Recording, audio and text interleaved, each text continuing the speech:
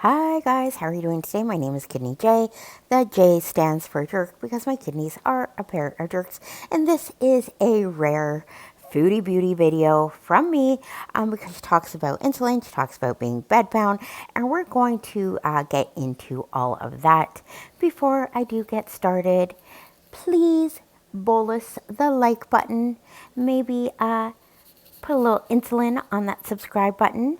If you're new, leave a comment. I love hearing what you have to say, learning from you guys as well. And I do have memberships if you want to support my channel that way. You can, of course, do that. And just while I'm here, thank you all the members for supporting me with my hip journey. If you don't know what I'm talking about, I'll link a playlist up above. But just thank you, everyone. I appreciate that. And an update will be coming soon. So this was Foodie Beauty's Q&A video. She also followed up with a live stream called Bedbound Era. Pretty sure of herself, thinking she would never be bedbound. I have a different opinion.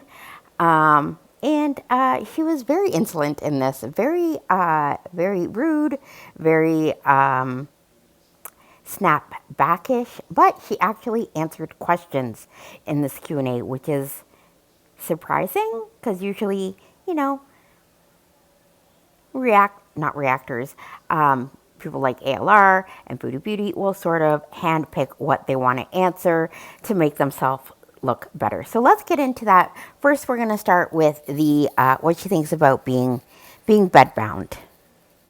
If you end up too ill or bedbound and become unable, these are like the dumbest questions I've ever read in my life.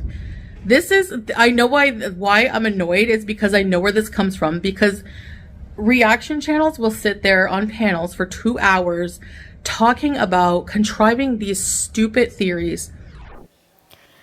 Okay. Yeah, so sometimes it's a bit much when people, go on panel and just speculate for hours. But there's also, Foodie Beauty gives ample room for speculation. So I don't really have an opinion one way or another about that. But her being so sure she will not end up bedbound, oof. Healthy people end up bedbound. Not so healthy people end up bedbound. Chronically ill end up bedbound. It happens. And can I say it happened to me? I guess it happened to me having 2 hips replaced. But I was, like, even the day after surgery, getting out of bed. But, let's listen to what she has to say and why she's so sure it would not happen to her. If you end up too ill or bedbound and become unable to make YouTube videos, what's your backup plan to make enough money to continue living how you are without issue? Listen, if I become bedbound, which won't happen because I literally just did a video of walking, but okay. If I become bedbound for some reason, then YouTube would be the easiest form of making money, would it not? I mean, you just have to lay there. I'm sitting here. I can lay there and also talk to you guys and go live or whatever. But I'm not the type of person who like sits here and thinking, what if? No, I live my life and don't worry about that. The fact that she's so sure she could never become bedbound, it's astonishing to me. Anyone, like I said, could get into a car accident and be bedbound the next day. Foodie Beauty is what a lot of people call a ticking time bomb. She could have a waterfall instant where things just sort of snowball and she gets stuck in bed. Now, Life by Jen, she had an infection, a really bad infection, and she was in bed for 1 day and lost so much strength she could not get back up. Not only because of her weight, but I'm sure because of the infection she had. This as well could happen to Foodie Beauty, could happen to any one of us.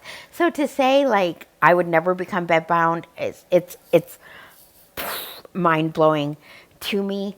Yeah, so I don't know. I'm not saying she has to think about it every day, but to say it couldn't happen to you it's foolish. Foolish. Why are you not taking insulin to get your blood sugars back to normal and avoid further damage to your body? You were not able to do it with just medication. 10 is not a good fasting blood sugar. So this is the point where your doctor should be putting you on insulin. Okay. So Gorlash, I'm not a doctor. I did bring that up to him. He doesn't think I need to be on insulin, so he didn't prescribe me insulin.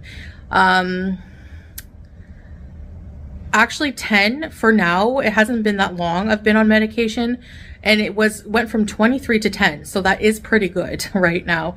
If it doesn't go down in the future, maybe we'll look at that. I don't know, but I also haven't been completely eating in a very diabetic friendly way, so I mean, that's no secret. I don't hide that from the internet. So yeah, I mean, that's why my doctor didn't prescribe it. Okay, I think the doctor may have suggested she go on insulin. The reason I say that is because when she went to the doctor before, they suggested she go on metformin or some variation of metformin that she's actually on now. And she said, no, let me see what my body can do by itself. Let me see if I can heal myself. You know, usual bullshit. And of course, that did not happen. But I think this was an excellent question, especially the way it was worded, because she is causing further damage to her body. Fasting blood sugars of 10 here in Canada, that would be a call for insulin. So who knows how it is in Kuwait. Now, she did say she's seeing an, how did she pronounce it? Endocrinologist. Seeing is, that's her word. Seeing would be, in my definition, ongoing basis, going back, following up. But I really think the doctor could have said as well, all right, you don't want to go on insulin, I'll compromise with you. Go on this variation of metformin. Let's see where your blood sugars stand. As well as once you are on insulin, you are at higher risk of having those extreme lows. So the doctor may have said, listen, she's not very, I can tell she's not very compliant. Maybe right now we'll just try with the metformin, because when you are on the lows and you're supposed to bring in your blood glucose monitor, and the doctor or the diabetes clinic looks at it and says, whoa, there's a couple of lows here. They are very concerned about those lows, especially if you're driving, because they can impair you quite a bit. So that may be a reason why the doctor said no to insulin. But like I said at the beginning of this little rant, well, not really rant, I think it was probably suggested to her, and she said, no, I don't want that, which is, you're right, as a patient, you could always refuse a treatment as long as, you know, the doctor spells out the risks for you. It's in your right to say no. So I have a feeling that's how it went, is she said, no, give me the pill. Let's see how that goes. Now her fasting, I don't know if they were fasting sugars. I don't think her fasting sugar was 23, but 23 to 10 improvement, but still so much damage to the small blood vessels.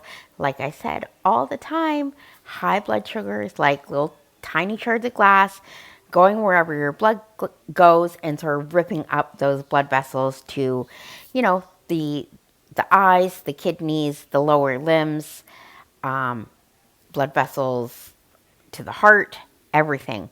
So, you know, it's her choice if she doesn't want to go on insulin. And the fact that she said maybe we'll visit that in the future kind of makes me believe that it was talked about. Thanks, guys. I'll talk to you later. Bye.